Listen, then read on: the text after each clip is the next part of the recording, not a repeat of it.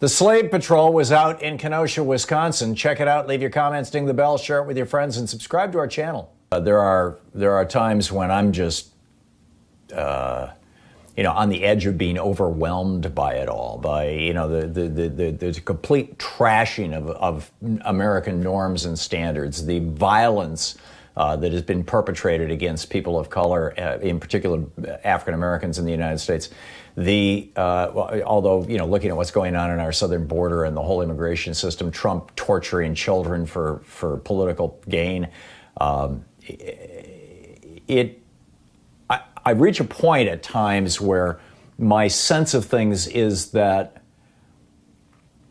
there are factions who genuinely do not believe in America. They genuinely do not believe in the ideas or ideals that this country has professed for 240 years, has been working towards step by step, altogether far too slowly. But they want to literally reverse that stuff. They would like to go back to an America pre-Civil War. And yesterday, I got a call from, a guy named Harry, and he was like, I've been a lifelong Democrat. And earlier in the day, and you can find this over on Twitter, there was a whole long, fascinating Twitter thread about how just in the last 48 hours, this avalanche of people have come into Twitter, many of them brand new accounts, many of them accounts that were activated back in 2016 and then weren't used for 3.5 years, saying, I'm a lifelong Democrat, and then saying, and therefore, and Joe Biden doesn't represent me, and therefore I have no intention of voting this year.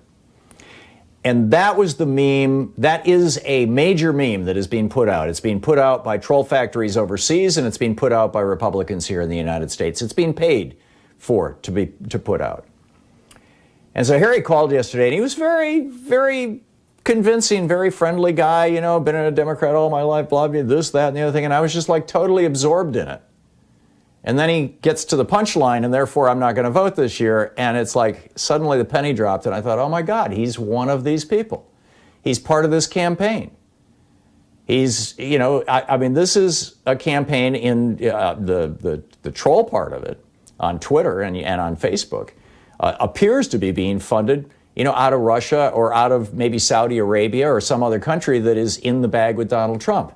The actions in the United States where people are doing this on, identifiable people seem to be funded by the Republican Party, or they say, just Republicans jumping on the bandwagon saying, here's a way to own the libs.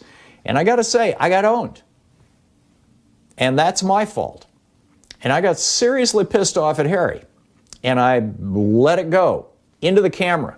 And many of you were sitting there just no doubt feeling the wind blow past your head and blow your hair back. And I apologize for that. That was wrong. I mean, I've been doing this show 16 years. It's very rare. 16 years of 3 hours a day, 5 days a week. It's very rare that I lose my cool like that. But I did yesterday, and I owe you an apology. I don't know about Harry, but I owe you an apology. So anyhow, I just wanted to, not anyhow, I don't mean to minimize that at all. We all need to look for these opportunities to de-escalate within ourselves. It's just remarkable what's going on right now in this country and how we're all feeling this. One of our neighbors, there was a guy parking basically in her space, or on the street in front of her house, but in a way that was overlapping her driveway. And she came out and said something to the guy from across the street, and he started screaming, "You effing B word" at her, and just blowing up. And it's like everybody's on edge. And now we've got this white guy with a long gun, apparently an AR-15, killing 2 people in Kenosha, Wisconsin, in response to protesters out there, and arguably rioters, but destruction of property, but killing people. And there's this kind of, I was going to say caravan, it's the wrong word, it's a march There's a Black Lives Matter group that's marching from Milwaukee to Washington, D.C. It's about 60 people. And they're going to meet Al Sharpton for the March on Washington on the anniversary of Martin Luther King's I Have a Dream speech. One of their guys was shot at a couple of days ago. This is in Bedford County. And then last night, people were shooting at their hotel. I mean, this is where we're at right now. I pointed this out in my book, The Hidden History of Guns and the Second Amendment, that the reason the Second Amendment was written the way it was and passed the way it was when it was specifically to maintain legal protection, federal legal protection for the slave patrols in Virginia, South Carolina, and Georgia. Those were the states that, basically had threatened to pull out of the Union, not to sign the Constitution in 1789 if there wasn't some protection for their slave patrols. And Patrick Henry, talks about this at length in the Virginia Ratifying Convention. I quote it in my book. And in most cases, those slave patrols were actually volunteer vigilante groups. They were not official police in most cases. They were not deputized, although they had some legal authority, but they were local militia, as it were. But mostly they were, local white farmers and other white people whose economic survival depended on these larger plantations. In fact, most of the people in the slave patrols were not even slave owners, but they were the white people who were benefiting from slavery in the South, and they had an economic connection to the giant plantations. And, in other words, the slave patrols were civilian vigilante groups whose main job was to suppress any possibility of a black uprising. Well, that same Second Amendment did its work yesterday in Kenosha, Wisconsin, when a white vigilante shot and killed 2 people just after police had given him a bottle of water and thanked him for showing up.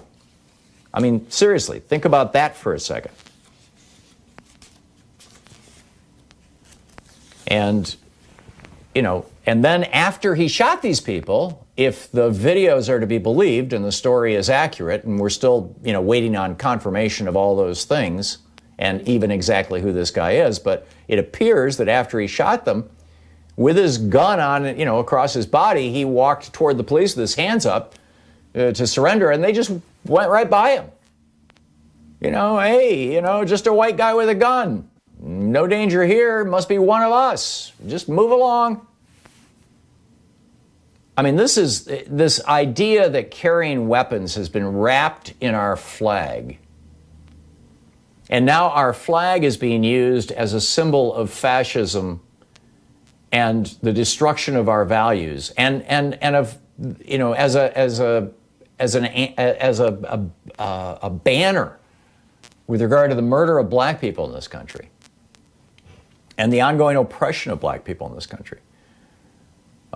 Somehow suggesting that armed white guys are patriotic, right? We're going to show our patriotism by going out in the streets with guns and threatening people. When did that become patriotic? The guys with guns in 1776 were in a defensive position. The British Army had occupied North America. The British warships were in our ports. This is just mind-boggling. We have an armed population during times of political strife. That is not something that helps further, life or liberty in the United States. And guns of war should not be on our streets, frankly, at any time.